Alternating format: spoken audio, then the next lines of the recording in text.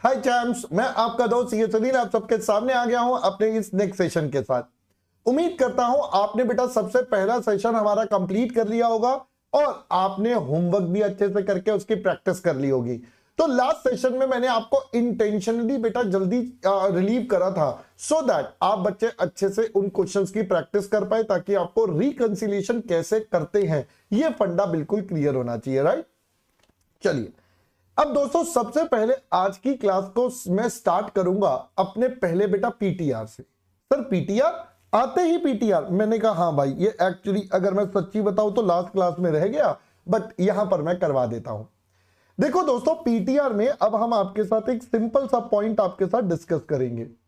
Examiner कई बार हमें opening और क्लोजिंग स्टॉक की जगह एक वर्ड दे देगा बेटा जिसका नाम होगा चेंज इन स्टॉक। तो एग्जामिनर हमें क्या करेगा, एग्जामिनर बच्चा ओपनिंग और क्लोजिंग स्टॉक की जगह हमारे पास वर्ड डाल के आ जाएगा चेंज इन स्टॉक और कहेगा भाई साहब अब आप इसके बेस पर अपनी इवैल्यूएशन करो या कैलकुलेशन करो। मैंने कहा चलिए दोस्तों आइए जरा समझते हैं कि ये चेंज इन स्टॉक का फंडा हमारे पास क्या होगा, how the things has to be worked on. Change in stock का मतलब है स्टॉक में बदलाव। अब बदलाव बेटा कैसे होगा, तो सबसे पहले एग्जामिनर बेटा दो तरीकों से आपको परेशान करेगा। वो कहेगा भाई साहब मेरे पास हो गया इंक्रीज इन स्टॉक, या फिर आपको बोल सकता है कि भाई हमारे पास हो गया डिक्रीज इन स्टॉक। अब सर ये इंक्रीज इन स्टॉक और डिक्रीज इन स्टॉक का क्या मतलब है, पहले ये समझते हैं। तो दोस्तों इंक्रीज इन स्टॉक बेसिकली हम यहां पर हमारे क्लोजिंग स्टॉक की बात पर्सपेक्टिव से देखते हैं, क्योंकि जब भी हम चेंज इन स्टॉक देखते हैं वो हम क्लोजिंग बैलेंस शीट डेट्स पर देखेंगे। हम क्लोजिंग डेट को कह रहे हैं हमारा स्टॉक बढ़ गया। स्टॉक बढ़ने का मतलब है हम ये कहना चाहते हैं कि हमारा जो क्लोजिंग स्टॉक है वो ज्यादा होगा as compared to the opening stock. तो ये हमारा सबसे पहला सिनेरियो बन गया, हमारा क्लोजिंग स्टॉक ज्यादा होगा as compared to the opening stock. अब दोस्तों अगर हमारा क्लोजिंग स्टॉक ज्यादा है as compared to opening stock, तो हमने क्या पढ़ा था, मैंने आपको बताया था क्लोजिंग स्टॉक को मैं मानता हूं इनकम और ओपनिंग स्टॉक को बेटा हमारे पास हो गया एक्सपेंस। तो टेक्निकली हम यहां पर बोलना चाहते हैं कि भाई इनकम ज्यादा एक्सपेंस से, तो इसका मतलब कैन वी से ये हमारा एक तरह से नेट इनकम की तरह ट्रीट होगा। So we can say that कि भाई ये जो हमारे पास सिनेरियो है ये बेटा ट्रीट कैसे होगा, हमारे इनकम की तरह। तो अगर एग्जामिनर बोल दे इंक्रीज इन स्टॉक, तो इसका मतलब बाय डिफॉल्ट है भैया कि वो हमें क्या बोलना चाहता है कि भैया हमारा इनकम है, ये इनकम की तरह ट्रीट करना। दूसरा डिक्रीज इन स्टॉक का मतलब है स्टॉक कम हो गया। स्टॉक कम होने का मतलब है अब हमारा क्लोजिंग स्टॉक कम है और हमारे पास हमारा ओपनिंग स्टॉक ज्यादा है। तो पहले तो बेटा ये फंडा आ गया। अब अगर हम इसकी बात करेंगे तो वी वुड से कि हमारे पास इनकम दोस्तों क्या हो गई है, कम, और हमारे बेटा एक्सपेंसेस हो गए हैं ज्यादा। एक्सपेंसेस ज्यादा है और इनकम आपकी कम है, तो इसका मतलब दोस्तों you are having net expenses, यानी कि आप इसको अपने खर्चे की तरह मान के चलोगे। तो अब आपको पहले ये वाला बेटा पीटीआर पूरा का पूरा कंप्लीट होना चाहिए कि हाँ सर हमारे पास क्या क्या सिनेरियोस, क्या क्या केस स्टडीज हमारे पास आ सकती हैं हमारे पास। तो ये केस स्टडीज बेटा अब आपके पास पूरी की पूरी रेडी मैंने करवा दी है कि भाई आपके पास चेंज इन स्टॉक का क्या फंडा होगा अगर एग्जामिनर चेंज इन स्टॉक का वर्ड दे दे। ठीक है, चल अब दोस्तों हम देखते हैं कि अंडर रिकंसिलिएशन हमारे पास क्या क्या वैरायटी के क्वेश्चन होंगे। What all kind of variety of questions we will be covering. तो बेटा इसमें हमारे पास जितने क्वेश्चंस हैं मैं उनको 3 लेवल्स में बाइफरकेट करूंगा। लेवल 1 का क्वेश्चन होता है जिसमें एग्जामिनर आपको डायरेक्ट डेटा दे देगा और कहेगा कि आप ना रिकंसिलिएशन स्टेटमेंट प्रिपेयर करिए। तो ये हमने बेटा आपके साथ ऑलरेडी कर लिया। क्वेश्चन नंबर 9 हमारा इसी कैटेगरी का था कि सीधा डेटा गिवन था, we just prepare the reconciliation statement. ये तो बहुत ही सिंपल लेवल होता है, लेवल 2। अब लेवल 2 में एग्जामिनर हमें क्या करेगा, हमें कहेगा भैया मैं आपको P&L दे रहा हूं, मतलब पूरा P&L बना के दे देगा। आपको बोलेगा सबसे पहले आपको प्रिपेयर करनी पड़ेगी अपनी कॉस्ट शीट। तो आपको बेटा अपनी कॉस्ट शीट बनानी है और नेक्स्ट इसके साथ साथ आपको अपना रिकंसिलिएशन भी बनाना है। तो ये हमारे पास हो गया बेटा सेकंड लेवल का क्वेश्चन। अब इस सेकंड लेवल में भी मल्टीपल वैरायटी हमारे पास आती है। जैसे मैं बात करूं टाइप 1, टाइप 1 होगा जहां पर हमें क्वेश्चन दिया जाएगा विद फिनिश्ड गुड्स ओनली। तो हमारे पास सिर्फ फिनिश्ड गुड्स का स्टॉक अवेलेबल होगा, दैट्स ऑल।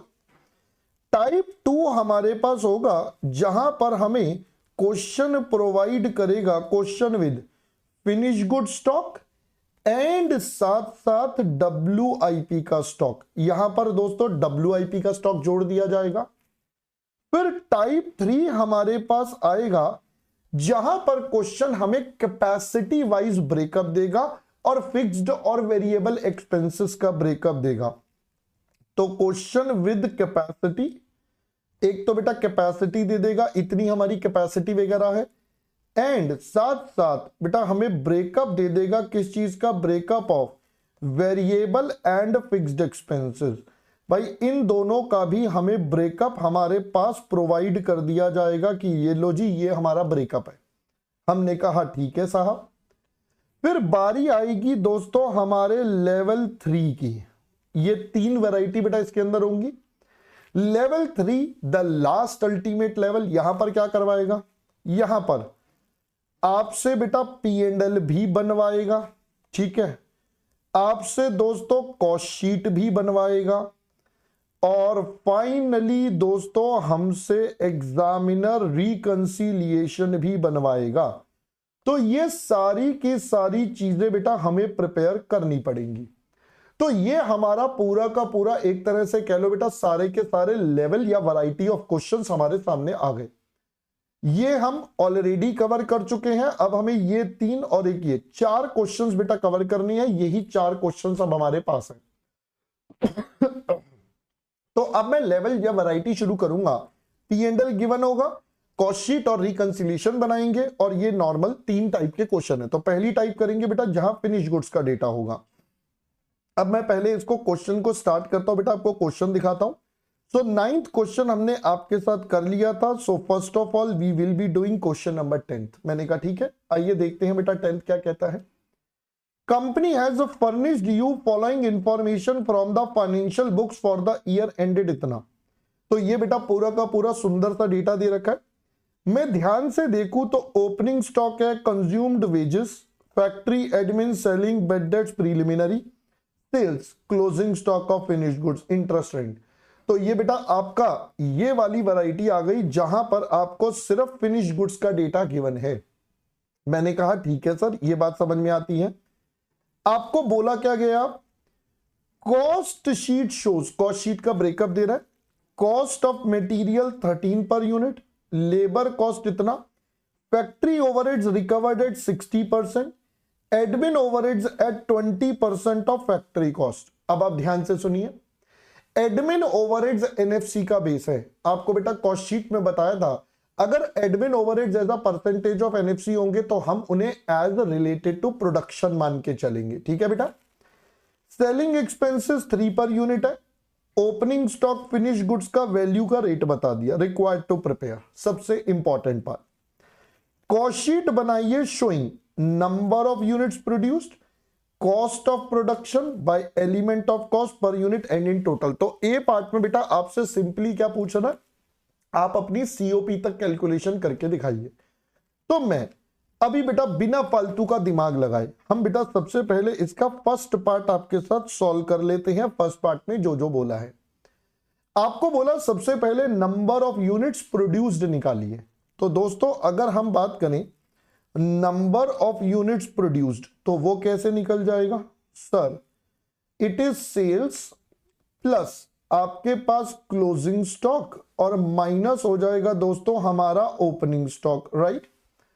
तो वैल्यूज डाल देते हैं बेटा।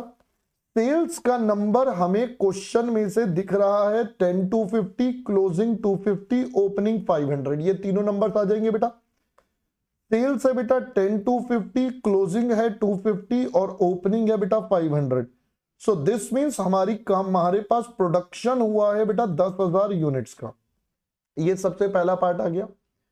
अब हमें बोला गया था सर आप तो अपना कॉस्ट ऑफ प्रोडक्शन निकालना, एक तो हमें एलिमेंट वाइज निकालना है और साथ साथ हमें अपना पर यूनिट भी निकालना है। तो एक कॉलम हम यहां पर बनाएंगे दोस्तों हमारा पर्टिकुलर्स का, फिर एक कॉलम हमारे पास बनेगा पर यूनिट का और एक कॉलम दोस्तों हमारे पास बन जाएगा हमारे अमाउंट का। मैंने कहा ठीक है सर। अब हम इनके अंदर बेटा डेटा फ्रीज करते हैं। तो सबसे पहली आइटम आ जाएगी दोस्तों डायरेक्ट मटेरियल।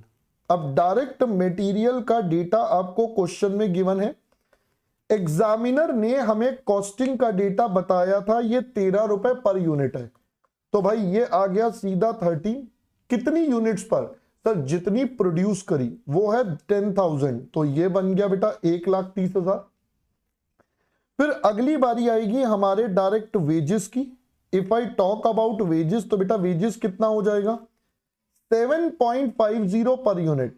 अगेन बेटा ये खर्चा लगता है यूनिट्स प्रोड्यूस्ड पर, तो ये हो गया 75। भाई सीओपी तक सारा जो भी होता है वो यूनिट्स प्रोड्यूस पर होता है। डायरेक्ट एक्सपेंसेस है नहीं, तो अपन अगर इसका टोटल कर देंगे तो हमारे पास क्या निकल कर आ जाएगा बेटा, we will have our prime cost. तो यहां पर आ गया 20.50 और ये आ गया 2,05,000 रुपए। लो जी ये हमारा प्राइम कॉस्ट डन। फिर इसके बाद दोस्तों हम यहां पर ऐड ऑन करेंगे हमारे फैक्ट्री के ओवरहेड्स। तो अगर फैक्ट्री ओवरहेड्स की बात करें क्या बोला गया, 60% of labour cost per absorb होंगे। तो भाई अगर मैं यहां पर कैलकुलेशन करूंगा तो 7.50 इज द लेबर कॉस्ट और इसका बेटा कितना परसेंट है, इसका हमें 60% लेना है। तो भाई अगर मैं कैलकुलेशन करूंगा तो मेरे पास आता है 4.50, यानी कि ये आ गया दोस्तों 45,000। मैं इसका भी आपके साथ कर दूंगा टोटल, तो अपने पास निकलकर आ जाता है बेटा यहां से ग्रॉस फैक्ट्री कॉस्ट। WIP है नहीं तो यही बन जाएगा NFC 25 और 2,50,000। फिर इसके बाद दोस्तों हम जोड़ देंगे हमारे एडमिन ओवरहेड्स, क्योंकि मैंने आपको बोला क्योंकि ये NFC पर बेस्ड है तो प्रोडक्शन रिलेटेड मानेंगे। आपके पास है बेटा 20% ऑफ फैक्ट्री कॉस्ट, तो भाई इसका मतलब 25 का 20%, ये आ गया 5 रुपए और ये हो जाएगा बेटा 50,000। Once we make a total of it, तो दोस्तों हमारा यहां पर फर्स्ट पार्ट आपका कंप्लीट हो गया। We are done with COP 30 rupees और 3 लाख रुपए। लीजिए सर आपने कॉस्ट शीट यहीं तक क्यों बनाई, क्योंकि बेटा एग्जामिनर ने मुझे बोला था भाई आपको सिर्फ COP तक करना है। तो फर्स्ट पार्ट में इतना ही था। सेकेंड पार्ट में कहता है कि भाई आप बनाओ स्टेटमेंट ऑफ प्रॉफिट और loss as per cost accounts. अब सेकेंड पार्ट में हमें इसमें से प्रॉफिट और लॉस निकालना है। तो अब मैं यहां पर आता हूं हमारे सेकेंड पार्ट पर। So this would give us statement of profit और लॉस एज द केस में be as per cost accounts. तो अगर हम कॉस्ट अकाउंट्स की टर्म्स में यहां पर आपके साथ चर्चा करेंगे तो ये कैसे निकलेगा, तो भाई इसको तो हम स्टेटमेंट फॉर्म में ही बनाएंगे। तो एक आ जाएगा बेटा पर्टिकुलर्स, दूसरा अपने पास आ गया दोस्तों हमारा अमाउंट। मैंने कहा डन सर। अब मैं इनकी कैलकुलेशंस बेटा आपके साथ करता हूं। अब COP तक तो हम ऑलरेडी निकाल चुके थे। जो हमारे पास बच्चा अमाउंट आ रहा था 3 लाख रुपए का, तो ये मैं एज इट इज यहां पर लिख दूंगा। COP के बाद हम ऐड करते हैं हमारा opening stock of finish goods. अब ओपनिंग स्टॉक का क्वेश्चन में क्या दिया था, आपको बताया था भाई ये 500 यूनिट्स है। बट दोस्तों कॉस्टिंग के लिए वैल्यू हमें यहां पर बता दिया था 22.5 है। तो 500 units at the rate of 22.5 ये आपका ओपनिंग स्टॉक बन जाएगा। क्लोजिंग स्टॉक की बात करूं तो क्लोजिंग स्टॉक का वैल्यूएशन बेटा हमें करना पड़ेगा। 3 lakh rupees is the cost for producing 10,000 units. ये 1 यूनिट की कॉस्ट हो गई। आप चाहो तो सीओपी पर यूनिट बेटा पहले निकाला था उसको भी ले सकते हो। मैं इंटेंशनली लिख रहा हूं क्योंकि हर क्वेश्चन में पर यूनिट नहीं निकालते तो कंफ्यूजन ना हो जाए। मल्टीप्लाई जितने क्लोजिंग स्टॉक के यूनिट्स हैं और वो है 250। तो अगर मैं इन सबका बच्चा टोटल कर दूंगा तो finally we will have COGS. Let's do this. 522.5 से करेंगे, ये आता है 11,250 और ये होता है बेटा आपके पास 7,500। तो अगर मैं इनको बेटा कैलकुलेट करूंगा तो मेरे पास आता है 3,03,750। ये अपने पास बेटा सबसे पहले नंबर अपना रेडी है।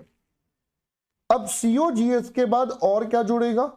Selling expenses 3 per unit. अब दोस्तों याद रखिएगा, सीओजीएस के बाद जो आइटम आती हैं वो सारी यूनिट्स सोल्ड के बेस पर आती हैं। तो भाई मैं यहां पर अब आपके साथ ऐड ऑन करूंगा सेलिंग एक्सपेंसेस। 3 रुपए per unit on how many units sold is 10,250। तो ये हो जाएगा बेटा 30,750। ये आपका बेटा एसएनडी जुड़ गया और कोई डेटा अब है नहीं, सारी कॉस्ट हम लिख चुके हैं। तो finally we will have cost of sales. इसमें जुड़ जाएगा प्रॉफिट जो technically will be a balancing figure और हमारे पास आ जाएगा बेटा यहां से सेल्स। चलिए अब 2-3 बातें पहले इसको एक बार मैं कंप्लीट करता हूं, फिर मैं इससे रिलेटेड कुछ आपको इंपॉर्टेंट बातें बताता हूं। ये आता है 3,34,500। चलिए अब सुनिएगा कुछ इंपॉर्टेंट बातें। देखो दोस्तों, इस क्वेश्चन में ना हमें बहुत सारी चीजें, क्या इनफैक्ट सारी चीजें एग्जामिनर ने दे दी। जैसे मटेरियल का पर यूनिट, लेबर का, ओवरहेड्स का, एडमिन का, सेलिंग का, ओपनिंग स्टॉक का वैल्यू सब दे दिया। अच्छी बात है, सब दे दिया और हमें तो चाहिए कि हमें सब मिल जाए। बट मान लो अगर ये ना होता तो, जैसे ओपनिंग स्टॉक का रेट नहीं बताता तो क्या करते, या मटेरियल का पर यूनिट नहीं बताता तो क्या करते, वेजेस का नहीं बताता तो क्या करते, ओवरहेड्स के रेट्स आपको गिवन होंगे। तो सर अगर ऐसा कभी हो जाए तो एक ही चीज याद रखनी है भाई, अगर ऐसा कुछ हो तो हम बेटा P&L से कॉपी मार लेंगे। क्यों? हम ये मान लेंगे बेटा P&L और कॉस्टिंग सेम है, कोई डिफरेंस ही नहीं होगा।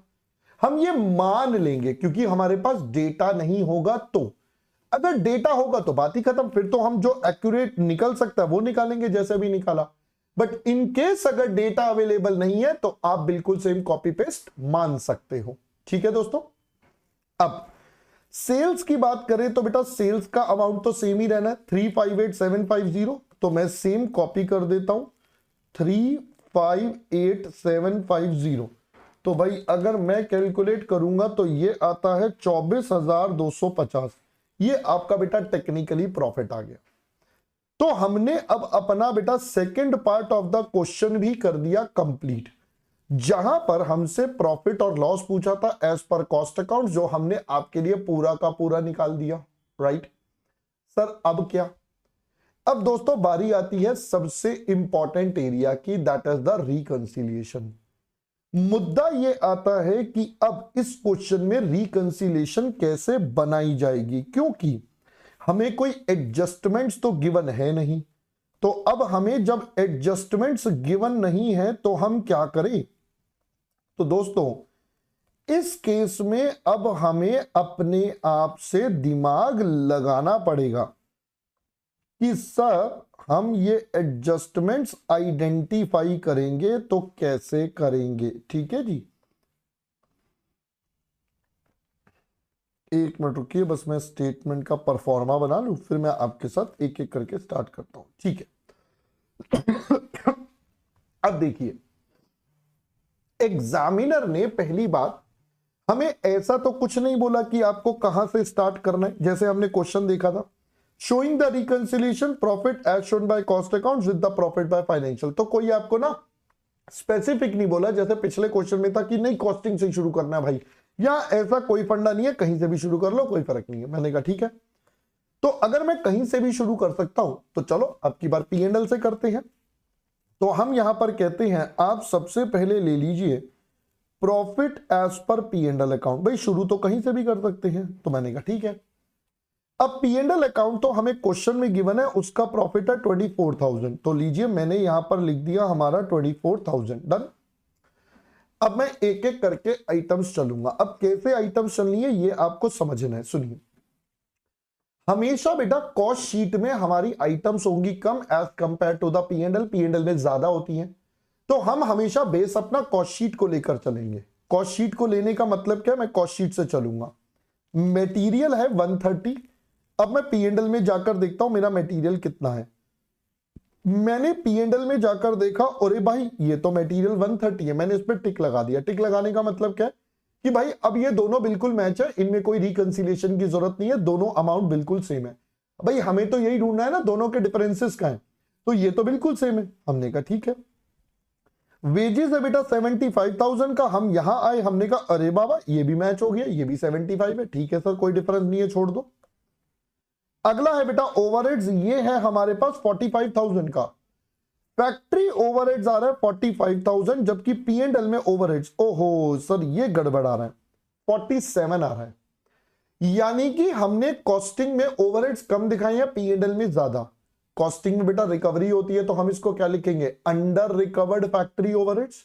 देखो इंग्लिश भी समझनी है, ओवरहेड्स हमेशा कॉस्टिंग के हिसाब से लिखे जाते हैं, बाकी सब चीजें दोनों में से कहीं भी कर सकते हो, बट ओवरहेड्स कॉस्टिंग में, तो कॉस्टिंग में कम चार्ज करा तो अंडर रिकवरी हो गई। कितने से, 47,375 माइनस में 45,000, तो दोनों का जो डिफरेंस आएगा बेटा वो हमारा क्या बन जाएगा, अंडर रिकवरी बन गया। तो अब मैं यहां पर आपके लिए लिख दूंगा सबसे पहले अंडर रिकवर्ड फैक्ट्री ओवरहेड्स। तो अगर अंडर रिकवर्ड फैक्ट्री ओवरहेड्स की बात करें, अमाउंट तो दोनों का डिफरेंस आएगा बट पहले समझना है कि बेटा ये प्लस या माइनस। अंडर रिकवर्ड, खर्चा कम है कॉस्टिंग में, खर्चा कम है तो प्रॉफिट ज्यादा। हमने अब की बार P&L से शुरू करा है, तो बेटा P&L को क्या करना पड़ेगा, ऐड ऑन। तो भैया ये आपका हो जाएगा ऐड, कितने से, दोनों का डिफरेंस ले लो, तो 47,375 माइनस का 45,000, बेटा ये आता है 2,375। काम खत्म हो गया, प्लस हो गया। नेक्स्ट आइटम पर चलते हैं, चलेंगे बेटा कॉस्ट शीट के हिसाब से ही। एडमिन ओवरहेड्स हमने लिए 50,000, हमारे P&L में बेटा कितने दिख रहे हैं, ओहो 53। ये भी बेटा अंडर रिकवर्ड हो गए 3,000 रुपए से। सिंस ये अंडर रिकवर्ड हो गए तो इनको भी बेटा लॉजिकली यहां पे ऐड हो जाएंगे, सेम ही ट्रीटमेंट है। तो यहां पर आ जाएगा बेटा अंडर रिकवर्ड एडमिन ओवरहेड्स। तो अगर हम यहां पर बात करें, ये भी बेटा डिफरेंस आपके पास 3,000 आ गया। ठीक है सर, देखो मैं अपना सीक्वेंस नहीं छोड़ रहा, मैं अपना बेस बेटा कॉस्टिंग को लेकर चल रहा हूं। ये हो गया, ये हो गया, ये भी हो गया। आते हैं बेटा और आगे। ओपनिंग स्टॉक हमने दिखाया 11,250 का, P&L में है 8,750 का, तो भाई इसको भी टिक कर देते हैं। P&L में कम है, कॉस्टिंग में ज्यादा। अब स्टॉक बेटा किसी भी तरीके से लैंग्वेज में लिख सकते हो, कोई फर्क नहीं है। आप इसको लिख सकते हो under valued opening stock in P&L या over valued opening stock in costing, दोनों में से कुछ भी लिख दो, कोई दिक्कत नहीं है, बोथ आर करेक्ट, क्योंकि स्टॉक कहीं भी हो सकता है। तो हम क्या लिखते हैं बेटा, under valued opening stock in P&L।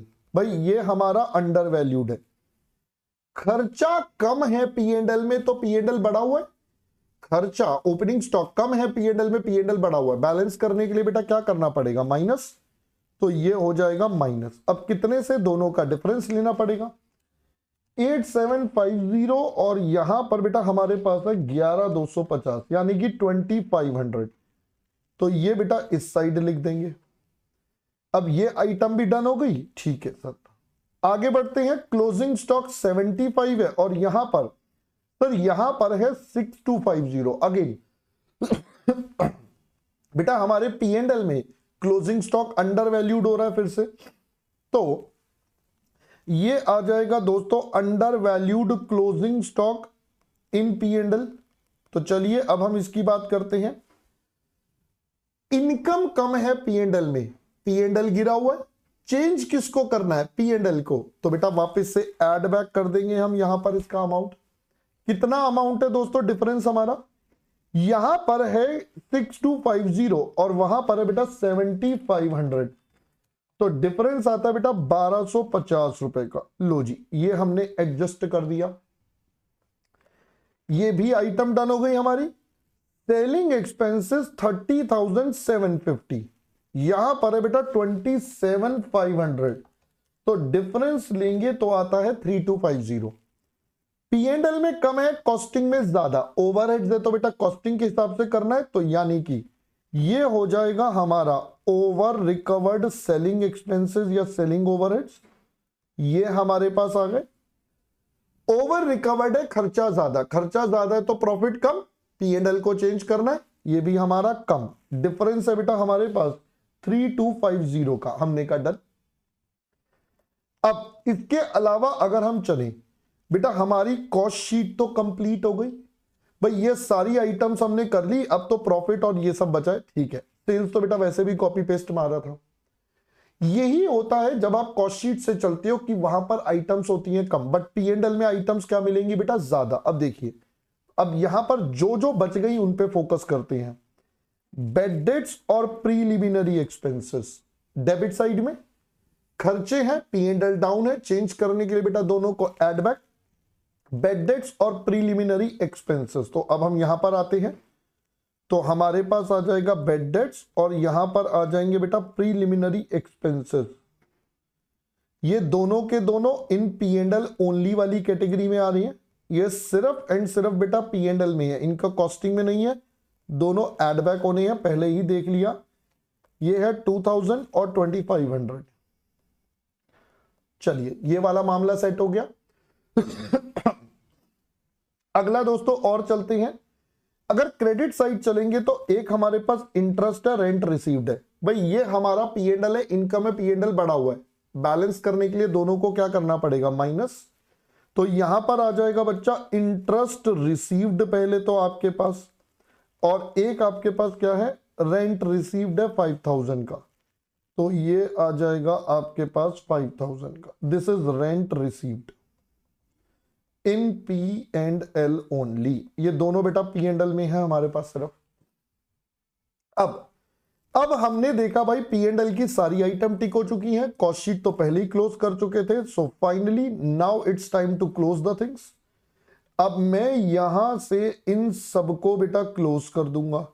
Close करके जो आंसर निकलेगा वो मेरा मैच हो जाना चाहिए लॉजिकली। तो अगर हम यहां पर देखें हमारा पहले तो टोटल कितना, तो इट इज 24,000, 2375, 3000, 1250 और ये जुड़ जाएगा, ये आता है 35,125। उधर देखेंगे तो बेटा आपके पास आता है 10875। तो डिफरेंस अगर हम निकालेंगे तो हमारे पास आता है 24,250। तो बेटा ये हमारे पास आना चाहिए profit as per cost accounts. अब चेक कर लेते हैं हमने कॉस्ट शीट में कितना निकाला था, यहां पर 24,250 आ रहा है। अरे वाह भाई वाह, देखो मैच भी हो गया। तो अब हमारा आंसर बच्चा एकदम परफेक्टली मैच हो गया। We have got the exact answer now. हमारा आंसर एकदम परफेक्टली मैच है। तो अब अगर ये मैच है तो हमें किसी प्रकार की कोई टेंशन नहीं है। So we are done with this. तो अब आपको समझ में आएगा कि आपको पहले कॉस्ट शीट बनानी है, पी एंड एल गिवन होगा, और रिकंसिलिएशन बेटा कैसे प्रिपेयर करनी होती है। Now this question must be clear with पूरा का पूरा क्लैरिटी कि हां सर ये समझ में आ गया।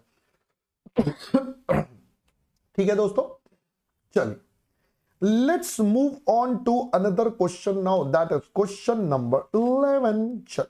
Let's move on to 11th। देखिए अब 11th में क्या होगा, 11th में जैसा कि मैंने बोला था, अब हमारे बबलू भैया आ जाएंगे, बबलू भैया प्रकट हो जाएंगे। This is the extra new part कि अब हमारे पास WIP क्वेश्चन में आ जाएगा। बाकी सारा question almost same. Company furnishes summary of trading and P and L, ये बेटा आप देखिए ये मेन पॉइंट आ गया। देखिए बाकी सारा तो सेम ही चल रहा है। आगे Company manufactures standard units. Scrutiny of cost record shows that overheads allocated to production 20%, admin overheads 3 per unit on unit produced. Again बेटा ये हमारे प्रोडक्शन रिलेटेड हो गए. Selling and distribution 4 per unit sold. Required to prepare a statement of cost to work out profit as per cost accounts and reconcile them. तो same उसी type का question बेटा जो अभी थोड़ी देर पहले आपके साथ करा था. Let's start it again. इसमें मेन जो नया पॉइंट है वो WIP है. ठीक है, चलिए. तो सबसे पहले what we have to do is we have to prepare cost sheet. But दोस्तों जैसा हमने पिछले क्वेश्चन में करा था सेम हम यहां करेंगे. क्या सर? सबसे पहले आप कैलकुलेट करेंगे नंबर ऑफ यूनिट्स प्रोड्यूस्ड, क्योंकि बेटा क्वेश्चन के अंदर कुछ चीजें प्रोडक्शन पर चलती हैं, कुछ सेल्स पर. तो इसलिए ये क्लैरिटी होना बहुत ज्यादा जरूरी है. तो अगर मैं कहूं नंबर ऑफ यूनिट्स प्रोड्यूस्ड तो हमारे पास बेटा क्या निकल जाएगा? इट इज हमारे पास again sales plus closing stock minus opening stock. तो सेल्स आपको क्वेश्चन में बताया गया है मेरे दोस्त 12,000. क्लोजिंग बेटा फिनिश्ड गुड्स का 200 है. ओपनिंग हमारे पास नहीं है तो बेटा ये हो जाएगा 12,000 प्लस 200 माइनस 0.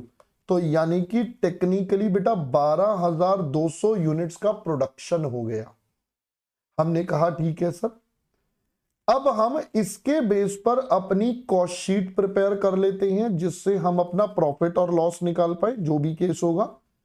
तो यहां पर सबसे पहले हमारे पास आ जाएगा पर्टिकुलर्स, फिर हमारे पास आएगा दोस्तों हमारा अमाउंट. मैंने कहा बिल्कुल परफेक्ट सर. तो चलिए अब मैं एक एक करके बेटा अपनी सारी कैलकुलेशंस आपके साथ यहां पर टेकअप करूंगा. देखिए दोस्तों सबसे पहले हमारी मटेरियल की कॉस्ट आएगी. अब अगर मैं ध्यान से देखूं तो एग्जामिनर ने हमें सिर्फ ओवरहेड्स का डेटा दिया, जैसा मैंने पिछले क्वेश्चन में बोला था. मटेरियल लेबर इन सब का डेटा नहीं दिया. तो नहीं दिया तो क्या करे बेटा? क्या जीरो मान ले? नहीं सर, कॉपी पेस्ट मान लो. तो 139,600 मैं इस पर टिक भी लगा देता हूं. क्यों सर? सेम कॉपी पेस्ट कर रहे हैं तो रिकंसिलिएशन के टाइम पे टाइम बच जाएगा हमारा. तो मैंने कहा भाई जब कॉपी पेस्ट ही कर रहे हैं तो रिकंसिलिएशन का मुद्दा ही नहीं आएगा इनमें. फिर बात करेंगे बेटा वेजेस की. तो वेजेस भी बेटा कॉपी पेस्ट ही होगा क्योंकि कोई डेटा नहीं है. 76,200 का लीजिए बेटा ये आपका कॉपी पेस्ट. इन दोनों का टोटल करके अपने पास निकल कर आ जाएगी हमारी प्राइम कॉस्ट. सो अगर हम प्राइम कॉस्ट की बात करेंगे तो ये आता है हमारे पास 2,15,800. ठीक है, चलो. अब इसके बाद दोस्तों हमारे पास जुड़ेंगे फैक्ट्री ओवरहेड्स. अब ये निकालने का तरीका तो हमारे पास अवेलेबल है. क्या तरीका है बेटा? एग्जामिनर ने कहा था 20% ले लेना प्राइम कॉस्ट का. मैंने कहा ओहो चलिए देखते हैं. तो आपके पास हो जाएगा 215,800 का 20%, बेसिकली प्राइम कॉस्ट का 20% हो गया.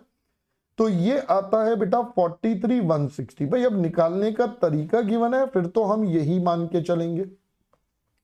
यहां से अब की बार आता है बेटा GFC, वो आ जाता है हमारे पास 2,58,960. अब सुनना मेन पॉइंट बेटा इस क्वेश्चन का. देखिए जी सबसे पहले हम जोड़ेंगे हमारा ओपनिंग WIP जो गिवन नहीं है तो 0. अब आएगा बेटा क्लोजिंग WIP. प्लीज अब थोड़ा यहां पर फोकस करिएगा दोस्तों. एग्जामिनर ने मुझे क्लोजिंग WIP निकालने का ब्रेकअप दे रखा है तो मैं भी ब्रेकअप ले लेता हूं.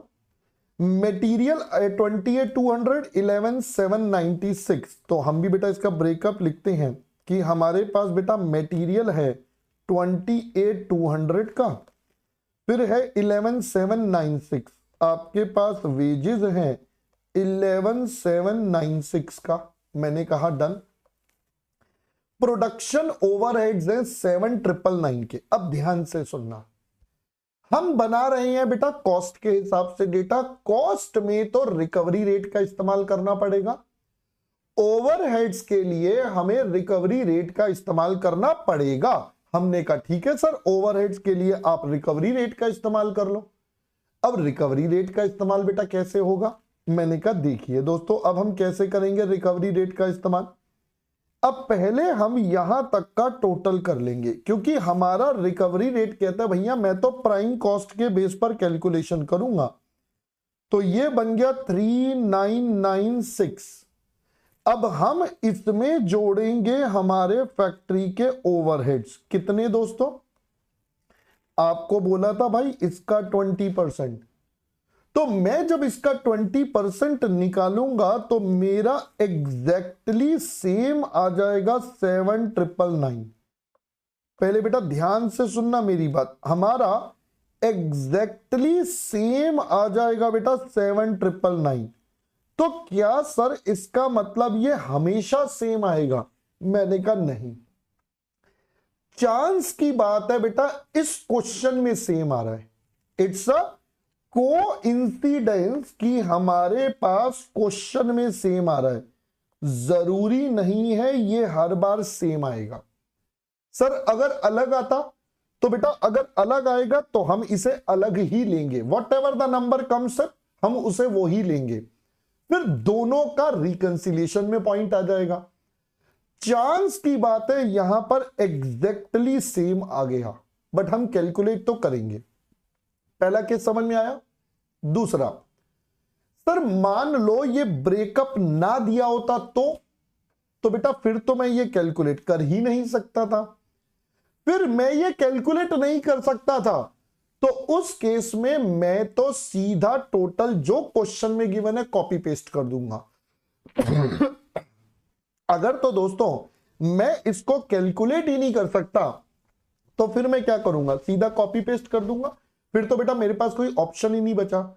अगर कैलकुलेट हो सकता है तो हम पहली प्रेफरेंस से कैलकुलेट करेंगे, कैलकुलेट करके अपना आंसर निकालेंगे, जो आएगा वो लेंगे। कैलकुलेट नहीं हो सकता तो कॉपी पेस्ट, सेम आ रहा है कोई दिक्कत नहीं है।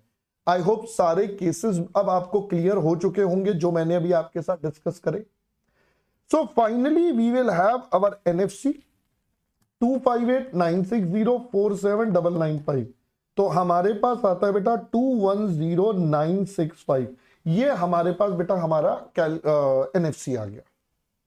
ठीक है, एनएफसी के बाद अब हम क्या जोड़ देंगे सर? इसके बाद इसमें जुड़ेगा अब हमारा एडमिन ओवरहेड्स, क्योंकि वो भी प्रोडक्शन यूनिट्स पर है। आपको बोला गया था भाई 3 रुपए ऑन यूनिट प्रोड्यूस्ड। अब यहां पर हम लिख देते हैं बेटा calculation, 3 rupees on units produced. Units produced है बेटा 10,000 नहीं 12,200। तो अगर मैं कैलकुलेशन करूंगा तो बेटा ये निकल कर आ जाता है 36,600 का नंबर। मैंने कहा डन सर। अब यहां से बेटा हमारे पास आ गया सीओपी, तो ये हमारे पास आता है 247,565। अगेन दोस्तों हमारे पास ओपनिंग स्टॉक फिनिश्ड गुड्स का डेटा अवेलेबल नहीं है, बट हमारे पास क्लोजिंग स्टॉक फिनिश्ड गुड्स का डेटा है जो हम कैलकुलेट करेंगे। तो हम कहेंगे दोस्तों 247,565 is the cost for 12,200 units. मुझे तो 200 यूनिट्स की चाहिए, दैट इज अवर टेक्निकली बेटा क्लोजिंग स्टॉक। वही हमारा क्लोजिंग स्टॉक का यूनिट्स। तो यहां से हमारे पास क्या निकल कर आ गया बेटा, वी हैव गॉट COGS। यहां से आ जाएगा बच्चा COGS। अगर मैं COGS निकालूं तो पहले तो डिवाइडेड बाय 12,200 इंटू 200, ये आता है 4058 का नेगेटिव। तो 247,565 4058, ये आता है दोस्तों 243,507। ठीक है जी, मैं इसके आगे का पार्ट नेक्स्ट पेज पे थोड़ा सा कंटिन्यू कर देता हूं। तो हम पहुंच चुके हैं हमारे COGS पर जो है 243,507। इसमें जुड़ेगा दोस्तों selling and distribution overhead, cost of sales, फिर जुड़ जाएगा दोस्तों प्रॉफिट जो technically will be a balancing figure, and last में हमारे पास निकल कर आ जाएगी बेटा सेल्स का नंबर। ठीक है जी। तो पहले मैं उम्मीद कर रहा हूं बेटा ये वाला पॉइंट और मैटर अब आपको सारा क्लियर होगा। ठीक है, चलिए अब इस डेटा को फिल कर लेते हैं। तो डेटा को बेटा फिल कैसे करेंगे, अब वो हम आपके साथ यहां पर अंडरस्टैंड करते हैं। तो डेटा को फिल करने के लिए सेलिंग एंड डिस्ट्रीब्यूशन के लिए बोला था 4 पर यूनिट सोल्ड। तो भाई यूनिट सोल्ड तो आपके 12,000 है, यानी कि 48,000 इसमें बेटा जुड़ जाएगा। तो आपके पास आता है 291,507। अब हमारा सेल्स वो P&L से ले लेते हैं भाई। तो P&L से है बेटा 4,80,000 का, तो ये आ गया 4,80,000। तो हमारा प्रॉफिट जो आता है वो आता है 1,88,493। ये हमारे पास सबसे पहले हमारा बैलेंसिंग फिगर बेटा कैलकुलेट हो गया। मैं उम्मीद कर रहा हूं ये समझ में आ गया। सो दोस्तों अब हम चलेंगे हमारे रिकंसिलिएशन के पार्ट पर इसी क्वेश्चन के। So let's prepare our reconciliation statement.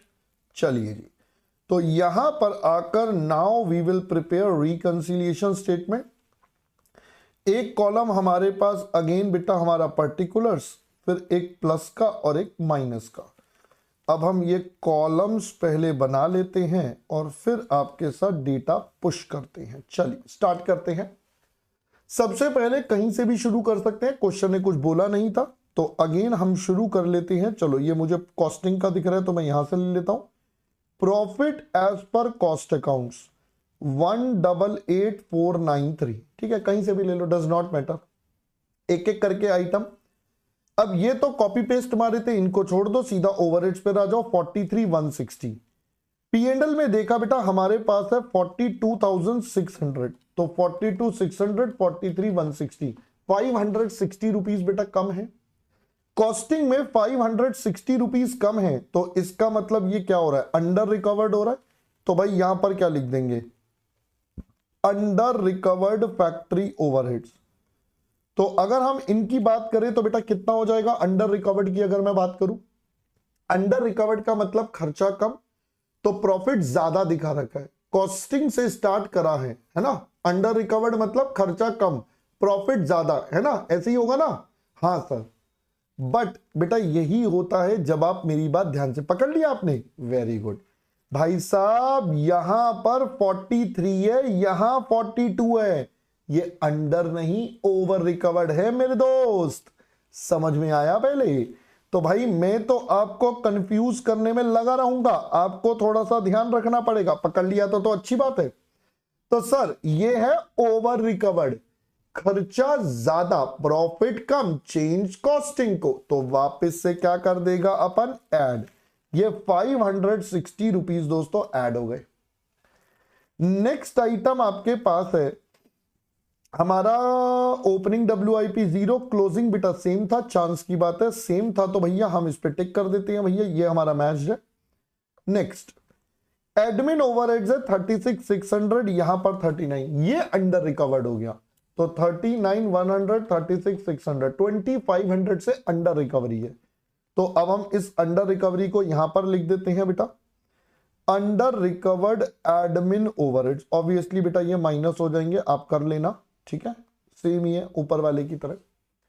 Next अगली आइटम बच्चा हमारे पास है ओपनिंग स्टॉक 0 है, क्लोजिंग है 4058। यहां पर क्लोजिंग का क्या सीन है, यहां पर है 8,000, तो 8,000 4058 3942।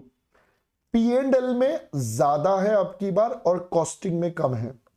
आप कुछ भी लिख सकते हो स्टॉक के लिए, आपको पहले भी मैं बता चुका हूं, you can use any of the things. आप चाहे किसी में भी ज्यादा किसी में भी कम लिख दो। तो हम यहां पर क्या लिख सकते हैं, closing stock over valued in P&L। भाई हमारे P&L में हमारा क्लोजिंग स्टॉक क्या हो जाएगा, ओवर वैल्यू हो जाएगा। हमने कहा ठीक है। अगर P&L में बेटा हमारा क्लोजिंग स्टॉक, ओ भाई भाई साहब गुस्सा क्यों हो रहा है, हाँ ओवर वैल्यूड है, P&L का प्रॉफिट ज्यादा है, इनकम ज्यादा है, कॉस्टिंग को चेंज करना है, तो बेटा क्या कर देंगे, एड बैक कर देंगे। तो 2,500 बेटा यहां पर एड बैक हो गए, ठीक है, नहीं सॉरी 3942, ये है बेटा 3942, हाँ कैलकुलेटर में ये रहा, ठीक है। चल ये भी हमारा डन हो गया। अगला है एसएनडी बेटा 48,000, यहां पर देखेंगे तो हमारा एसएनडी है 42,700, तो यानी कि हमारे पास ओवर रिकवरी हो रही है बेटा 48,000, 42,700, 5,300 की ओवर रिकवरी हो रही है। तो दोस्तों यहां पर हो जाएगा over recovered selling and distribution, ये है हमारे पास 5,300 रुपीज। तो ये बेटा प्लस हो जाएंगे हमारे पास, जैसे हमने फैक्ट्री ओवरहेड्स का करा था।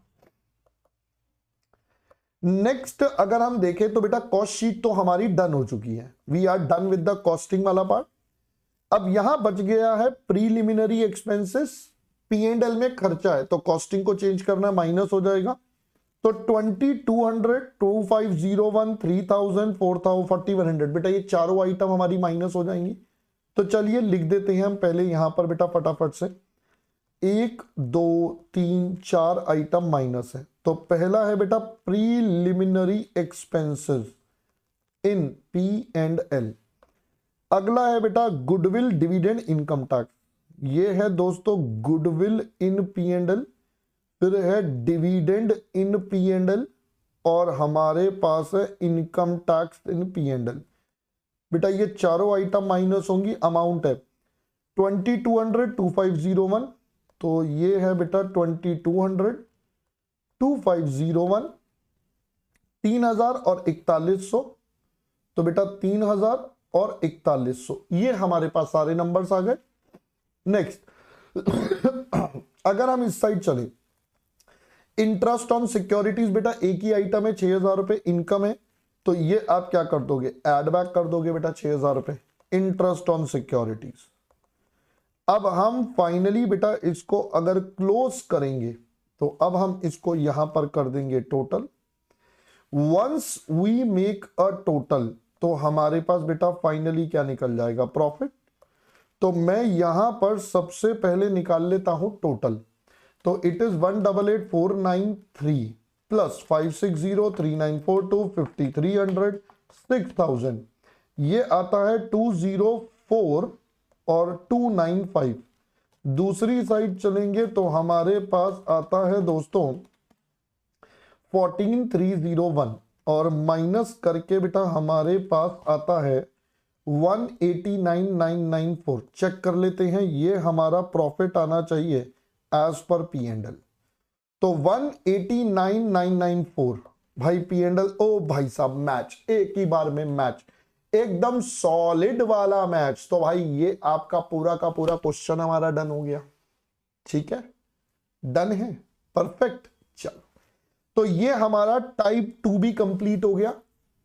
अब हम चलेंगे दोस्तों हमारे टाइप 3 ऑफ द क्वेश्चन की तरफ, कि हमारे पास एग्जाम में अब इसका टाइप 3 क्या आएगा। तो बेटा टाइप 3 के लिए मैंने आपको बताया कि आपको एग्जामिनर देगा कैपेसिटी, कैपेसिटी देने के बाद आपको फिक्स्ड और वेरिएबल का ब्रेकअप दे देगा। तो अब हमें उसी को ध्यान करना है। अब ये पॉइंट वैसे मैं आपको ओवरहेड्स के चैप्टर में पढ़ा चुका हूं, बट मैं एक बार दोबारा से याद दिलाता हूं।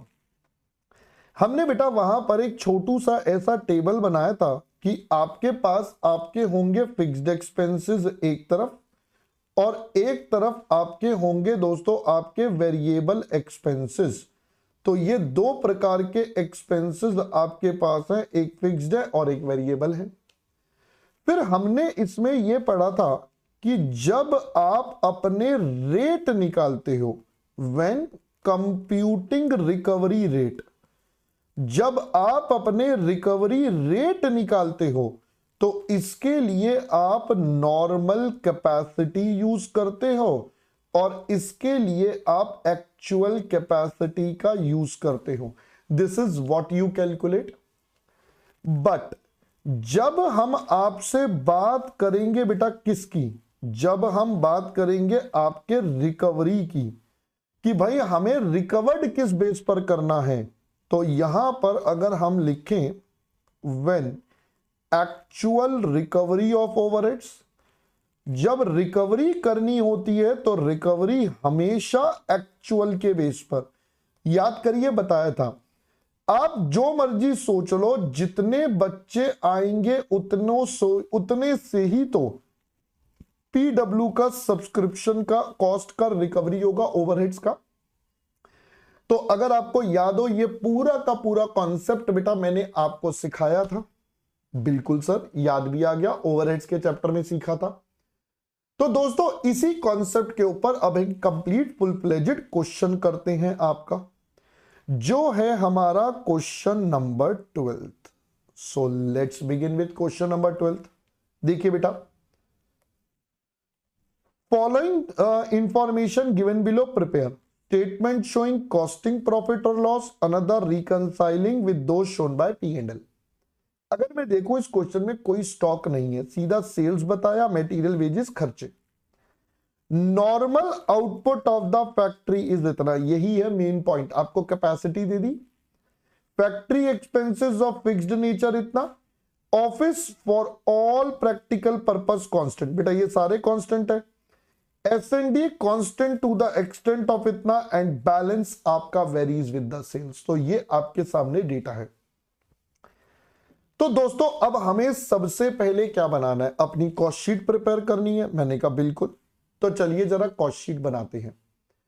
कॉस्ट शीट में बेटा सबसे पहले हम क्या निकालें, नंबर ऑफ यूनिट्स प्रोड्यूस्ड, अपना बेसिक पॉइंट। तो अगर मैं यहां पर आपके साथ कैलकुलेशन करूंगा तो नंबर ऑफ यूनिट्स प्रोड्यूस्ड बेटा कितने निकल जाएंगे, so that is calculated as sales plus closing stock minus दोस्तों हमारा ओपनिंग स्टॉक। अब क्वेश्चन में बताया बेटा सेल्स है 1,50,000, ओपनिंग क्लोजिंग गिवन नहीं है, तो ये हो गया 1,50,000 0 1,50,000 यूनिट्स। मैं आपको आपकी नॉलेज के लिए बता दूं, सेम क्वेश्चन बेटा पेपर में कई बार पूछा गया है, तो वेरी इंपॉर्टेंट, ठीक है। अब हमें इसके बेस पर अपनी बच्चा कॉस्ट शीट प्रिपेयर करनी है, तो चलिए स्टार्ट करते हैं। तो सबसे पहला कॉलम हमारे पास हमारा पर्टिकुलर्स, और एक कॉलम हमारे पास बनेगा दोस्तों हमारा अमाउंट, ठीक है। देखो दोस्तों ये क्वेश्चन ना बहुत सिंपल है, प्रोवाइडेड बस आप मेरे को ध्यान से सुनोगे तो, ठीक है। देखिए अब जरा, सबसे पहला खर्चा हमारे पास आएगा दोस्तों मटेरियल का। ओहो ये कौन सी भाषा आ गई, चलो सबसे पहला खर्चा बेटा मटेरियल का। मटेरियल का खर्चा कितना, सर अब कॉस्ट के हिसाब से निकालने का तरीका तो बताया नहीं, हमें तो सीधा क्या बता दिया बेटा, अब P&L से कॉपी मार लेते हैं। तो हमारे पास है 1,50,000, मैंने भी P&L से कॉपी मार लिया। फिर अगला खर्चा आता है बेटा वेजेस का, तो वेजेस का अमाउंट है 75, लग गया तो इनको टिक भी कर देते हैं भैया, इसको दिमाग भी नहीं लगाएंगे। तो वेजेस हो गया बेटा 75। अब हम इन दोनों का टोटल करके बेटा कैलकुलेट करेंगे तो हमारे पास आ जाता है हमारी प्राइम कॉस्ट, ये आता है दोस्तों 2,25,000।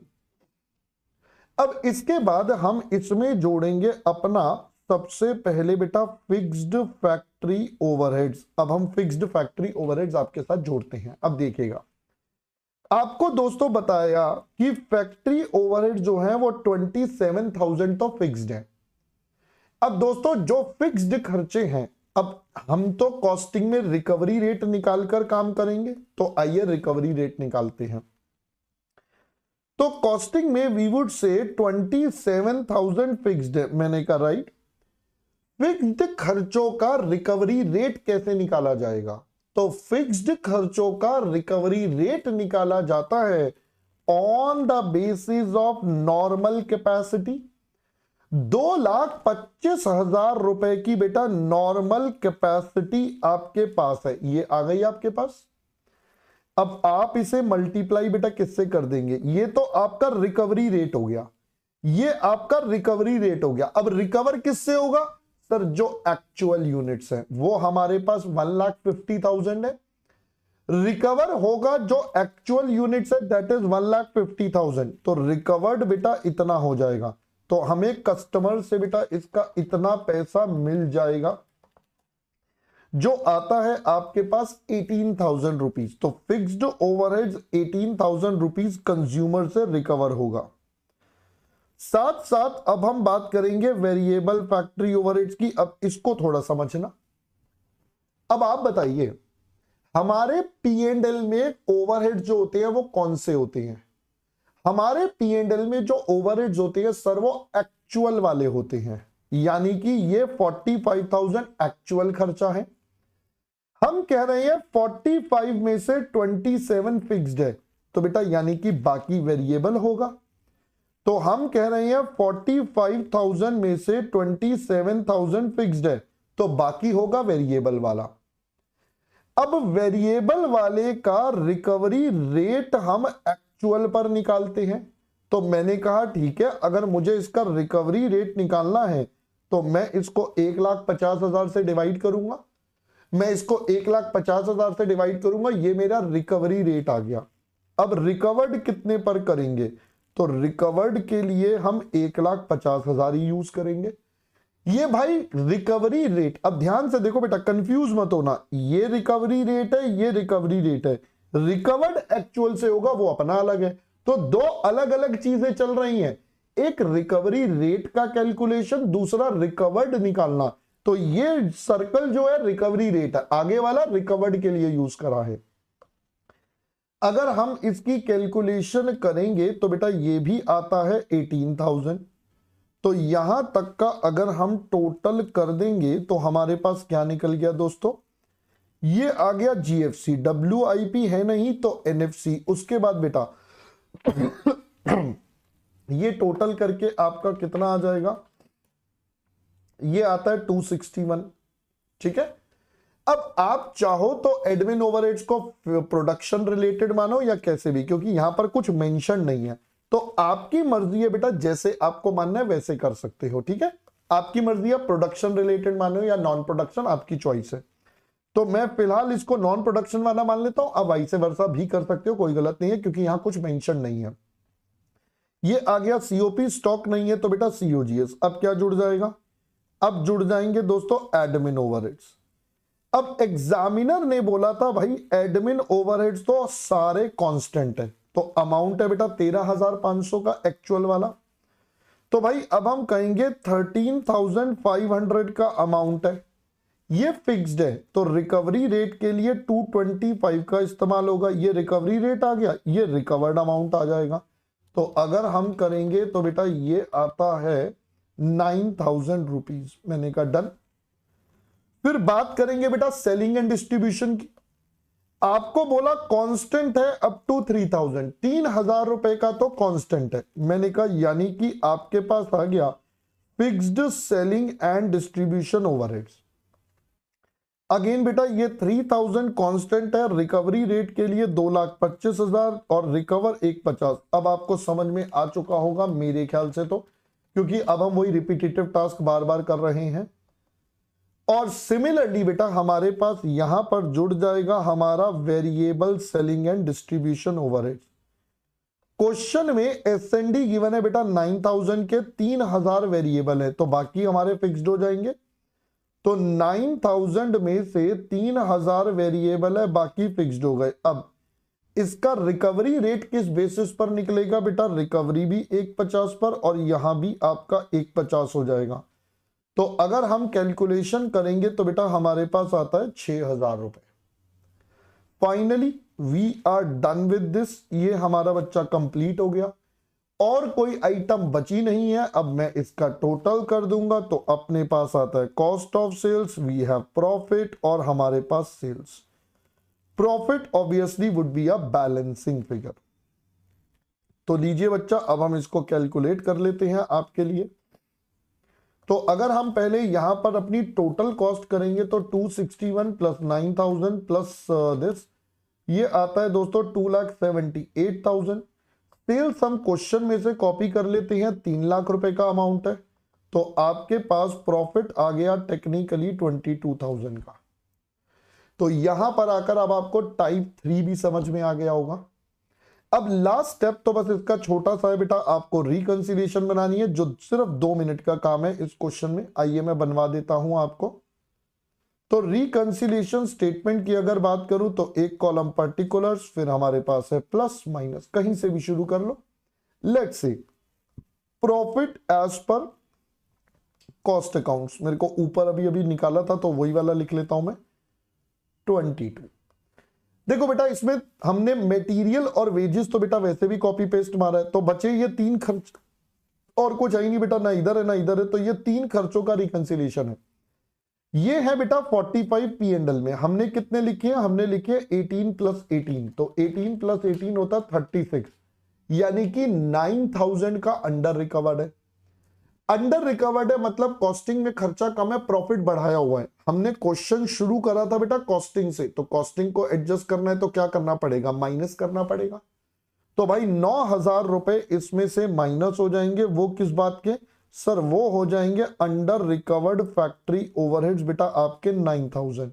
मैंने कहा चलो जी, अगला क्या आता है बेटा, अगला आपके पास है बेटा एडमिन ओवरहेड्स। एडमिन ओवरहेड्स यहां पर 9000 है, यहां पर बेटा 13500, 4500 का अंडर रिकवरी आ गया, तो ये भी बेटा सेम ही हो जाएगा, minus under recovered admin overheads, ये है दोस्तों 4500। लास्ट आइटम पर चलेंगे तो हमारे पास है एसएनडी बेटा, ये है 8000 और यहां है 9000, अगेन 1000 का बेटा अंडर रिकवरी आ रहा है, तो ये भी माइनस हो जाएगा under recovered selling and distribution overheads, ये है बेटा 1000। और कोई आइटम है नहीं, let's make a total and we will have the final answer. तो लीजिए दोस्तों, खत्म हो गया हमारा, अब ये बिल्कुल टैली भी हो जाना चाहिए। तो सबसे पहले टोटल 22,000, तो 9 4 13 14,500, 22,000 14,500, 7,500 आपका आना चाहिए प्रॉफिट एज पर P&L अकाउंट। चेक कर लेते हैं बेटा, 7,500 आ रहा है। अरे वाह सर वाह, मैच भी हो गया। तो दोस्तों पहले यहां तक की सारी बात अब आपको पूरी एब्सोल्युटली क्लियर होनी चाहिए। इसमें दोस्तों किसी प्रकार का कोई कंफ्यूजन अब नहीं होना चाहिए। Now this should be absolutely clear with everyone कि ये हमने काम बेटा किस प्रकार से आपके साथ पूरा का पूरा सॉल्व करा है, how we have done and dusted this topic. अब अगर मैं आपके साथ देखूं तो बेटा हमने क्या क्या कवर कर लिया आज। तो हमने बेटा ये टाइप में पढ़ा था, ये हम लास्ट क्लास में कर चुके हैं। ये वाला हमने कर लिया, P&L गिवन था, कॉस्ट शीट बनाई, रिकंसिलिएशन बनाई। टाइप 1 में फिनिश गुड्स था, फिर WIP भी आ गया, ये कैपेसिटी वाला। अब लास्ट आता है बेटा लेवल 3, जहां पर P&L बनाना है, कॉस्ट शीट बनाना है, रिकंसिलिएशन। तो बहुत ही बेसिक डेटा दिया होगा जिससे हमें सब कुछ कंपाइल करना है। तो चलिए सर करते हैं बेटा इसको भी समाप्त, अपने अंतिम क्वेश्चन को। तो मैं चलता हूं अब आपके साथ क्वेश्चन नंबर 13 पर, last question of this topic and this session. देखिए बेटा क्या कहता है 13, SK company manufactures 2 sizes of components, size A and B. The following data refer to the year ended इतना। साइज ए का साइज बी का दोनों डेटा बेटा गिवन है। आपको बताया सबसे पहले प्रोडक्शन, फिर आपको बताया बेटा सेल्स, साथ साथ बता रहा है वेजेस का कॉस्ट है, मटेरियल का कॉस्ट है, सेलिंग प्राइस है। अब देखिए प्रोडक्शन सेल्स बता दिया तो यहां से हम अपना क्लोजिंग निकाल सकते हैं, क्योंकि ओपनिंग का तो डेटा है नहीं। तो सिंस ओपनिंग नहीं है तो छड्डों पर एक क्लोजिंग आ जाएगा। All expenses other than wages and material analysed under work overhead which during the year amounted to 9,000 and office overheads 10,000। ये हमें एक्चुअल अमाउंट बता दिया। ये जो एक्चुअल अमाउंट है बेटा ये हमारे P&L में हिट मारेंगे दोनों। In fixing the selling price it was estimated that work overheads taken at 50% on wages and office overhead at 33 1/3%। तो हमें बेटा क्या क्या बता दिया, वर्क ओवरहेड कितना परसेंट है और office overheads on work cost है, यानी कि प्रोडक्शन वाले हो गए, required to compute total cost of each unit on the basis of above overhead percentage. तो सबसे पहले तो बेटा रिकवरी रेट का इस्तेमाल करवा रहा है। इसका मतलब एग्जामिनर कह रहा है कॉस्टिंग वाले कॉन्सेप्ट में जो आपका डेटा है उस पे निकालो, net profit shown by P&L और फाइनली रिकंसिलिएशन, तीनों चीजें बनवा रहा है। मैं अब आराम आराम से एक एक करके सारे पॉइंटर्स को लेता हूं। तो सबसे पहले कॉस्टिंग का डेटा हम आपके साथ बनाते हैं। कॉस्टिंग के डेटा में आपको बोला एक यूनिट का भी निकालना है और टोटल तो बेटा हमें चाहिए। क्यों चाहिए? क्योंकि टोटल के बेस पर ही हमारी रिकंसिलिएशन बनेगी।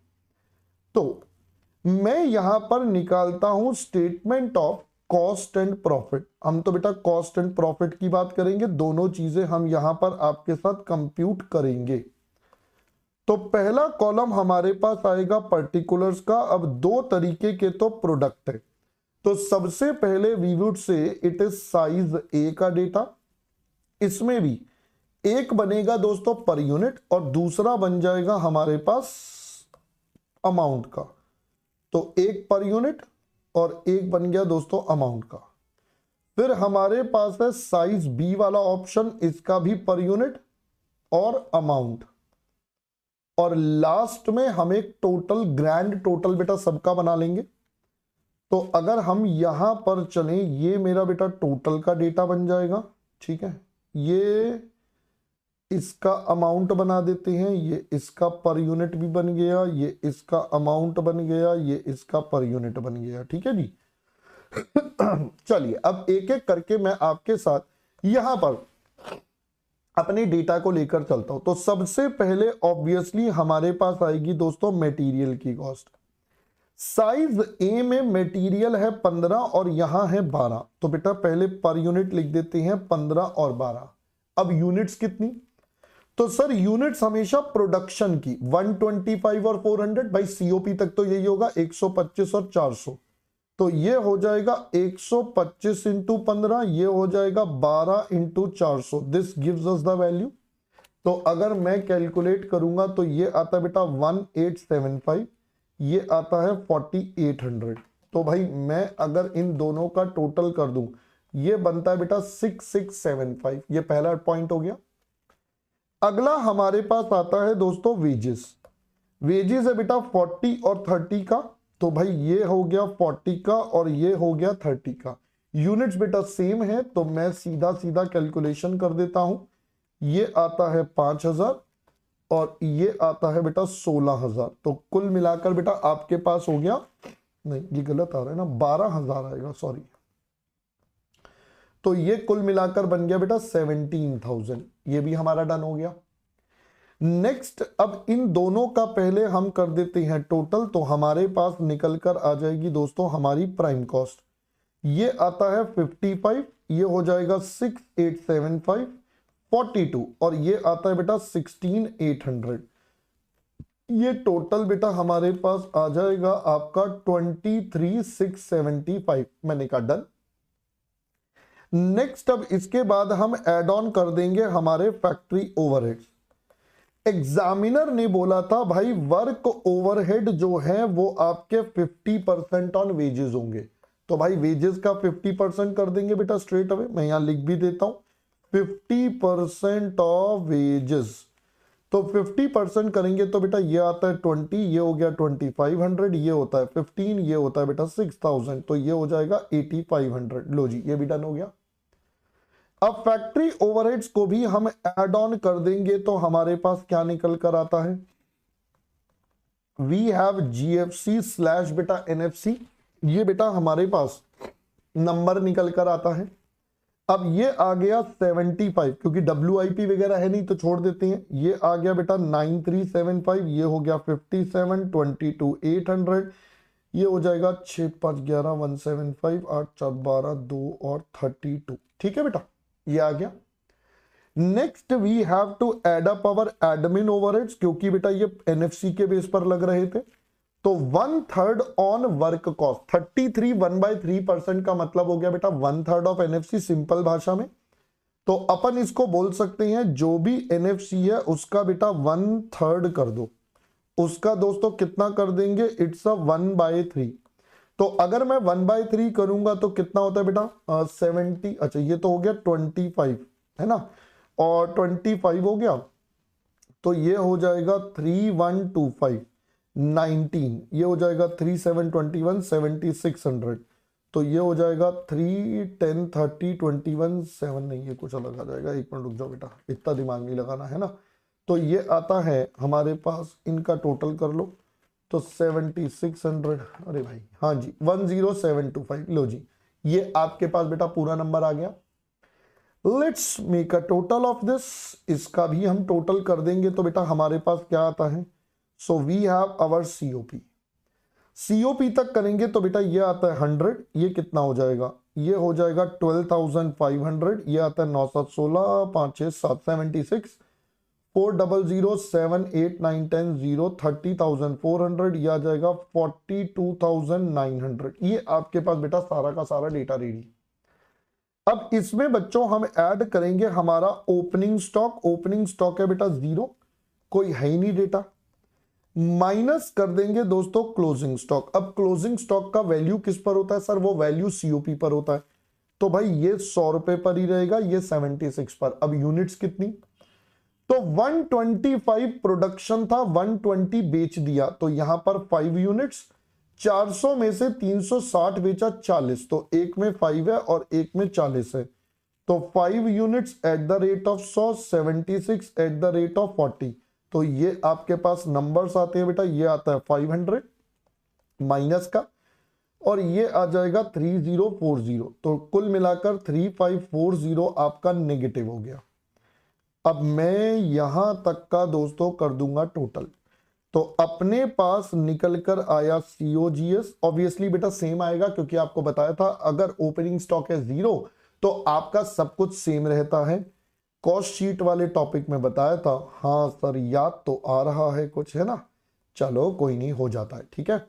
तो ये बन जाएगा बेटा 39,360। फाइनली दोस्तों अब हम इसमें जोड़ देंगे हमारे सेलिंग एंड डिस्ट्रीब्यूशन ओवरहेड्स। क्या है वो क्वेश्चन में, तो नहीं सर वो है ही नहीं, तो छड्डो परे बेटा, है ही नहीं तो काम खत्म। यही मेरा बन गया कॉस्ट ऑफ सेल्स, मैं सीधा जोड़ दूंगा प्रॉफिट, जो टेक्निकली मेरा होगा बैलेंसिंग फिगर, और दोस्तों मेरे पास निकल कर आ जाएगा मेरा सेल्स का डेटा। ओके सर, तो लेट्स डू दिस। तो मैं अगर अपने सेल्स के नंबर पर चलूंगा तो बेटा सेल्स कितना है, सेल्स का नंबर बच्चा कहां गया, सेल्स सेल्स सेल्स ये रहा 125 और 120, 90 और 360। तो बेटा यहां पर अगर हम देखेंगे 125, 120, 90 और 360, तो यहां पर सेलिंग प्राइस है 90, यहां पर है 125, तो ये आता है बेटा टेक्निकली 25, और ये आपके पास आता है बेटा 14। तो अगर कैलकुलेशन करेंगे ये आता है 32,400, ये वाला आता है बेटा 15,000, तो ये तो हमारे पास सीधा सीधा बन गया बेटा 3,000। इन दोनों का टोटल करेंगे तो 47,400, ये आता है बेटा 8040, ये हो जाएगा 5040। तो ये आपके पास मैंने पूरा का पूरा सबसे पहले तो बेटा अपना कॉस्टिंग का डेटा रेडी कर लिया कि कॉस्ट शीट हमारा कैसे है। ये तो हम सर बना सकते हैं, ये तो आपने पहले वाले क्वेश्चंस में भी करवाया सर, नया पॉइंट करवाओ। नया पॉइंट क्या है बेटा, इसके अंदर P&L भी बनाना है, so we are suppose to prepare our P&L account as well. अब यही हमारा छोटा सा मेन पॉइंट है जो हमें समझना है। तो लीजिए बेटा बी पार्ट में हम अपने P&L अकाउंट को करते हैं स्टार्ट। देखिए अगर मैं P&L अकाउंट स्टार्ट करूंगा तो सबसे पहले बेटा मटेरियल का डेटा गिवन नहीं है तो सेम, वेजेस गिवन नहीं है सेम, दोनों में बेटा सेम रहेगा, वो हम ऑलरेडी निकाल चुके हैं, तो मैं यहां पर कॉपी पेस्ट मार देता हूं। तो मटेरियल और वेजेस बेटा मैं कॉपी पेस्ट मार देता हूं, जो कितना है 6675 और 17,000। लो जी, ये हमारे पास बेटा वैल्यूज आ गई।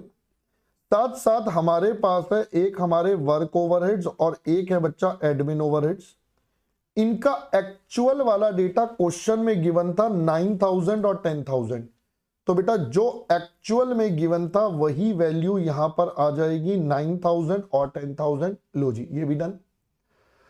अगर मैं सेल्स की बात करूं तो बेटा सेल्स तो दोनों में ही कॉमन रहता है, यहां से कॉपी पेस्ट मार देते हैं 47,400। देखिए कितना आसानी से हो जाता है। अब मेन सिर्फ एक बात की लड़ाई होती है और वो है आपका क्लोजिंग स्टॉक फिनिश्ड गुड्स की लड़ाई, कि आपका ये क्लोजिंग स्टॉक फिनिश्ड गुड्स का फंडा क्या। वैसे तो इस क्वेश्चन में ना हमें एग्जामिनर ने बता दिया, ना बताता जो बोले तब भी हम यही करते, क्योंकि हमने पढ़ा था जब हम P&L बनाते हैं तो हमें एडमिन ओवरहेड्स को इंक्लूड नहीं करना, ऑल्दो बोल भी दिया है। कहता है आप अनसोल्ड स्टॉक की वैल्यू करना at actual material and wages, तो मटेरियल और वेजेस तो एक्चुअल वाला लेना। मैंने कहा चलिए दिखाते हैं आपको ए पार्ट पहले, मटेरियल और वेजेस एक्चुअल। तो मटेरियल है बेटा 15 का, वेजेस है 40 का, तो पर यूनिट बेटा ये आपका एक्चुअल आ गया 15 + 40 मटेरियल वेजेस। फिर साथ में बोला plus work overhead 50% on wages, वही रिकवरी रेट वाला तरीका लगवा दिया। कोई बात नहीं, अब बोला है तो बेटा हम यहीं पर करेंगे, तो ये 20 रुपए और जुड़ जाएंगे बेटा 50% के। अब ये यूनिट्स लगेगा बेटा 5 पर, तो 15 + 40 + 20 × 5 यानी कि 375 रुपीज। बी का बात करेंगे तो सेम केस हो जाएगा बेटा, वहां पर 12 + 30 12 + 30 + 15, तो बेटा ये भी आपका 50% और यहां पर 40 यूनिट्स हैं। 12 30 15 40 यूनिट्स, ये आता है बेटा 2280, तो कुल मिलाकर आपके पास आ गया 2655। ये आपका क्लोजिंग स्टॉक, और कुछ बेटा है नहीं। That's all, let's close the data. तो अब मैं अगर इसको क्लोज करूंगा तो मेरे पास क्या निकल कर आ जाएगा, मेरे पास आ जाएगा नेट प्रॉफिट, जो हमारा टेक्निकली बैलेंसिंग फिगर बनेगा।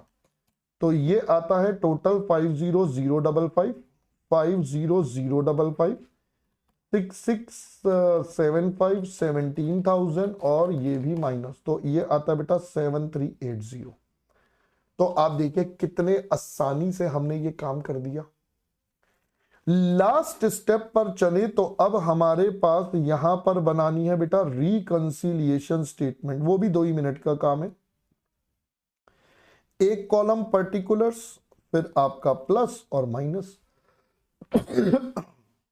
अब मुझे बेटा ये वाला प्रॉफिट सबसे पहले दिख रहा है तो यही ले लेता हूं, प्रॉफिट एज पर P&L। ये है बेटा 7380, मैंने कहा डन। अब मेरे पास अगर मैं ध्यान से सोचूं बेटा, ये दोनों तो हमने कॉपी करे थे, छोड़ दो। ओवरहेड्स हमारे पास है 8500 कॉस्टिंग में, P&L में है 9000, तो 500 का अंडर रिकवर्ड हो गया। कॉस्टिंग में 500 अंडर रिकवर्ड है, कॉस्टिंग का प्रॉफिट बढ़ा हुआ है, हमें P&L को एडजस्ट करना है, तो बेटा ऐड ऑन कर देंगे। फैक्ट्री ओवरहेड्स अंडर रिकवर्ड, ये आपके पास आ गए दोस्तों 500, ठीक है जी। फिर बात करते हैं एडमिन, यहां पर है 10,000, यहां पर है 1075, तो 725 से ओवर रिकवर्ड है बेटा, माइनस हो जाएगा, ऊपर वाले का रिवर्स हो जाएगा basically. Admin overheads over recovered ये है दोस्तों 725 माइनस, मैंने कहा डन।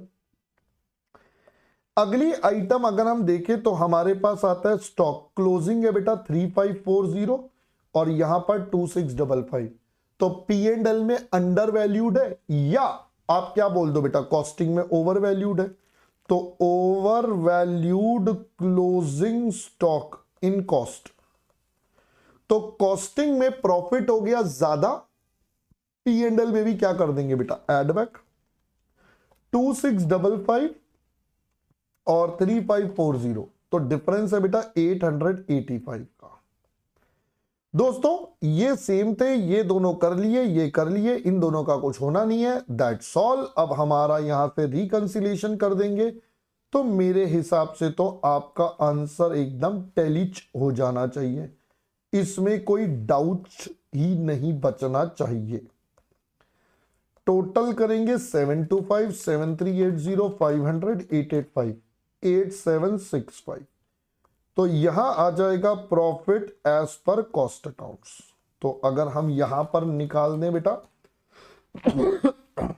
8040, सर चेक कर लो बेटा मैच हो गया, बिल्कुल सर। तो अब दोस्तों यहां पर आकर मैंने आपके साथ जितने क्वेश्चंस थे वो सब के सब करवा दिए, ताकि आपको बेटा सारी की सारी वैरायटी का पूरा ज्ञान आपके पास मिल जाए, ठीक है। चलिए क्लास वर्क के क्वेश्चन सारे हो चुके हैं, अब हम प्रैक्टिस क्वेश्चंस पर चले। तो मैंने आपको 23 तक तो दे दिए थे। 24 देखिए बेटा, ये वही है जो अभी आपको करवाया। Work overheads absorbed at 60%, office at इतना, कॉस्ट शीट बनाना है, P&L बनाना है, रिकंसिलिएशन। टोटल एक्सपेंडिचर में मटेरियल है, वेजेस है, फैक्ट्री है एंड ऑफिस है। 10% of output is stock at the end. अब देखो बेटा, मेन पॉइंट इसमें यही है स्टॉक का। अगर मैं इस स्टॉक को देखूं तो मेरे P&L में ये कैसे निकलेगा, तो मैं कहूंगा P&L में आप लोगे material plus wages plus factory expenses, आप इसका 10% करोगे। जबकि अगर मैं कहूं मेरे कॉस्ट शीट में वो कैसे निकलेगा, सीओपी का 10% आपका निकल जाएगा। सो दोनों में कैलकुलेशन का डिफरेंस आएगा। बेसिकली इसमें सीओपी में हम ऑफिस वाले खर्चे और जोड़ देंगे, यही आपको पॉइंट ऑफ डिफरेंस भी बताया था। होमवर्क 25th क्वेश्चन की बात कर लेते हैं, आइए जरा। कहता है कंपनी का प्रॉफिट गिवन है दोनों तरीकों से, ये आपको बेटा P&L भी दे दिया।